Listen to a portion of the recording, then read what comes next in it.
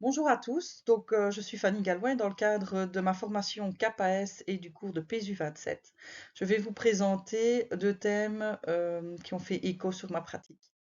Tout d'abord, je parle du thème d'enseigner à des grands groupes. Je me suis basée sur l'extrait de Sophie qui m'a interpellée et qui dit que selon Berthiaume, les savoirs disciplinaires doublent tous les 7 ans. Je me suis dit, bon, les études d'infirmière qui est mon domaine, durent 4 ans, ça veut dire que leur savoir double après 3 ans de pratique. Donc par cet exemple, Berthiaume il dit bien impossible de couvrir toute une matière dans les détails sur le peu de temps qu'on a. D'où l'importance en fait d'enseigner aux étudiants comment continuer à apprendre après nous. Les échos personnels que ça a provoqué chez moi sont en deux parties. C'est-à-dire que dans ma pratique infirmière, ça m'a bien fait me rendre compte, et en effet, que c'est un métier qui a des changements très réguliers et pour lequel on apprend tous les jours. Chaque jour, quand je vais travailler, j'apprends au moins quelque chose. Et dans le domaine de l'enseignement, dans ma pratique de professeur, ça me dit aussi et me conforte dans les méthodes d'apprentissage qui doivent être plus dynamiques et qui ne doivent pas se centrer que sur une transmission de contenu, mais sur une approche de curiosité intellectuelle, personnelle, professionnelle et de recherche continue. Alors, les pistes selon Berthiaume pour leur apprentissage continu, ce serait une approche par problème qui les habituerait à cette résolution de cas par des questions, réponses et par la recherche. Il dit que c'est une méthode aussi qui permet d'apprendre plus en profondeur et pas en surface, et je suis tout à fait d'accord avec lui, car dans ma pratique personnelle, je pense que ça fait vraiment référence à une réalité de terrain. C'est centré sur les étudiants, cette méthode. Ça mobilise plusieurs matières ressources et donc permet vraiment l'intégration des différentes matières. Ça donne sens pour les étudiants. Grâce aux Evalens, on a pu mettre ceci en lumière, qui sont également réalisés dans notre haute école, et par les feedbacks de chaque séance. Ça concrétise leur apprentissage. Et alors, dans ce cadre-là, je pense que le rôle de l'enseignant est vraiment plus le rôle de régulateur. J'ai également été interpellée par l'extrait de Ferdinand qui parle de la problématique des appareils électroniques en cours. Et toujours selon Berthiaume, donc il recommande d'expliquer clairement sa position face à cela au début du cours. Et ça, je suis tout à fait d'accord avec lui. L'importance de la communication et d'instaurer des règles pour un climat de classe serein.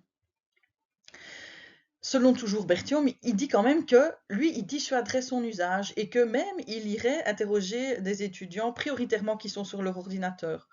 Par rapport à ça, je ne suis pas exactement d'accord avec lui. Je pense qu'un étudiant qui écrit sur sa feuille peut aussi être distrait et dessiner à la place d'écrire ou de suivre réellement le cours. Je pense qu'il faut leur laisser le choix parce que chaque étudiant est différent face à l'apprentissage et à la manière dont il va s'approprier la matière. Certains vont pouvoir écrire et se l'approprier, d'autres pas du tout. Je pense qu'aussi les ordinateurs sont une source de complément d'information pour les plus discrets ou ceux qui ne veulent pas poser de questions en direct dans le cours. Et donc pour moi, il faut laisser le choix à l'étudiant d'utiliser, mais mettre des règles directement en place.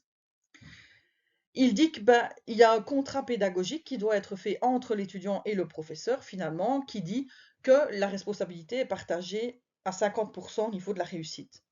Tout à fait d'accord avec lui. Je pense que pour les 50% qui sont du professeur, il doit se former, il doit innover, varier ses méthodes pour essayer de toucher le plus grand nombre de personnes, faciliter les apprentissages et la réussite, pour essayer de viser au mieux la triple concordance, évidemment.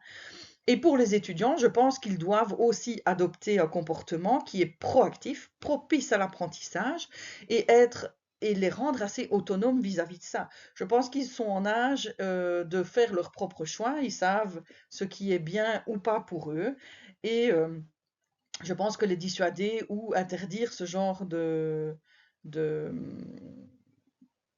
l'ordinateur ou le téléphone ne sera pas forcément utile pour certains.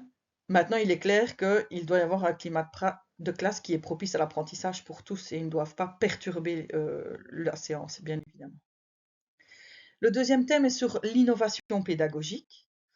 J'ai été inspirée de l'extrait de Cyril qui dit que selon Denis Bédard, l'innovation pédagogique, c'est une démarche collective qui est un rôle central dans l'innovation Et l'avancée en matière d'enseignement supérieur, c'est vraiment l'effort collaboratif par groupe de personnes pour que dans l'idéal, il y ait un changement au niveau de l'échelle des programmes et des disciplines. Ça fait écho chez moi car dans la haute école dans laquelle je suis, on est assez attentif à ce genre d'innovation. Donc ce serait une transformation cohérente des activités de formation au sein d'une même discipline ou d'un même domaine. Ça nécessite donc une vision intégrée, harmonisée des pratiques pédagogiques dans une approche institutionnelle. Donc l'écho sur ma pratique, je pense que c'est tout à fait positif de faire ce genre de démarche collective parce que ça favorise les apprentissages, ça vise la réussite, ça reflète la réalité des réflexions sur le terrain dans le domaine, en tout cas des soins infirmiers pour ma part, et c'est apprécié par les étudiants par rapport au retour et Valence. Par contre, c'est vrai que ça présente des avantages. Évidemment, dans les avantages, ce n'est pas une liste exhaustive, mais dans les points négatifs également, on peut dire que c'est un travail considérable afin d'harmoniser les contenus, de créer des objectifs communs, les évaluations également, et c'est très chronophage.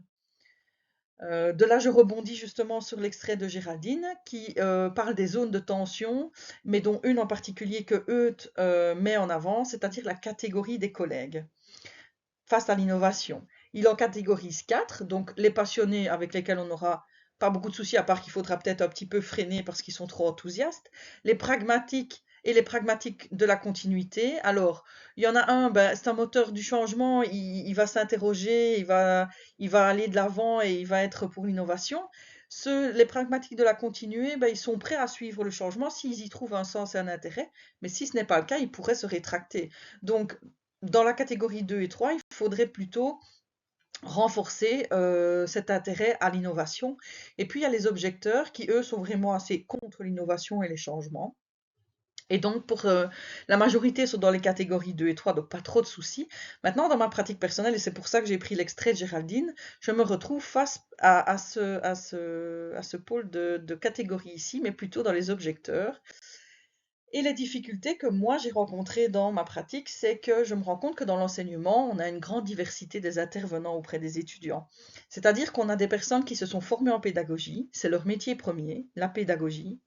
Ensuite, on est face à des personnes qui ne sont pas pédagogues de formation, qui exercent et qui enseignent dans leur domaine, mais qui sont prêts à se former, comme nous, par exemple, qui faisons notre CAPAS pour le moment. Et puis, il y a des personnes qui viennent donner cours que sur leur propre expérience personnelle, qui est un gros bagage évidemment et une source d'apprentissage pour les étudiants, mais qui au niveau de la pédagogie sont beaucoup moins investis et sont un peu de la plus vieille école entre guillemets, et qui transmettent un contenu et les étudiants en font ce qu'ils veulent. Donc, c'est parfois difficile de fédérer au sein d'une même unité d'enseignement et donc l'innovation prend du temps. D'ailleurs, c'est assez frustrant parce qu'une idée peut émerger et on se dit: «Ah, je vais pouvoir vite la mettre en place», mais en fait non, c'est peut-être pas pour cette année, pas pour l'année prochaine et donc je trouve que ça fait naître un peu des frustrations. Mais si je devais conclure, je dirais qu'en termes d'innovation pédagogique, il faut persévérer pour l'apprentissage, pour les étudiants et pour l'enseignement en règle générale, à condition qu'il y ait une plus-value, bien évidemment. Merci de m'avoir écouté.